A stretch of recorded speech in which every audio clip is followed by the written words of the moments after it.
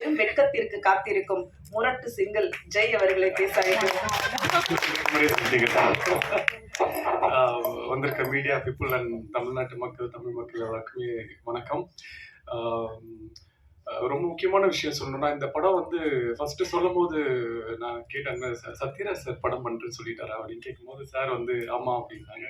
So நானுமே கதை ரொம்ப பிடிச்சிருந்து, டைரக்டரும் ரொம்ப பிடிச்சிருந்து இந்த படம் ஓகே சொன்னதுக்கு மெயின் ரீசன் வந்து ஒரு 3 பேர் தான். ஃபர்ஸ்ட் வந்து சத்யராஜ் சார், ஸோ அவர் படம் பண்றாருன்னு சொன்னாங்க. அப்புறம் யோகி பாபு டார்லிங் வந்து பண்றாங்கன்னு சொன்னாங்க.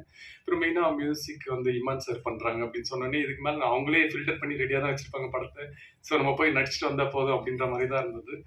அண்ட் ஷூட்டிங் ஸ்பாட்டில் சார் சொன்ன மாதிரி ஃபாஸ்டிங் டைம், ஸோ சாப்பிட முடியாது அந்த மாதிரி இருக்கும்.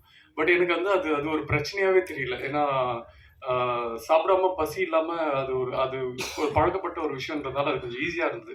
பட் கூட இருக்க ஆர்டிஸ்ட் அந்த காமெடி அடிச்சு அதுக்கு சிரிச்சு அதுக்கு ஒரு வயிறு வலி வரும்ல, அதை தான் நினச்சதான் பயமா இருக்கு இப்போ ஷூட்டிங்ல. ஐயோ யார் என்ன காமெடி அடிக்க போறாங்கன்னு தெரியலையே இன்னைக்கு அப்படின்ட்டு. ஒரு ஆஃப்டர்நூன் மேலே ரொம்ப கஷ்டம் அவங்க கூட பேசுறது. அது சிரிச்சா எனக்கு தெரியும் அதுக்கப்புறம் பசிக்கும் அப்படின்ட்டு அந்த சிரிப்பை கண்ட்ரோல் பண்ணும். இதுவே போராட்டமா இருந்தது.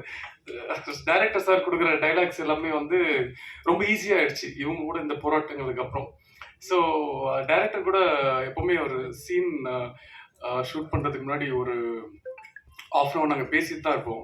இது இப்படி பண்ணிக்கலாமா, இந்த டைலாக் இப்படி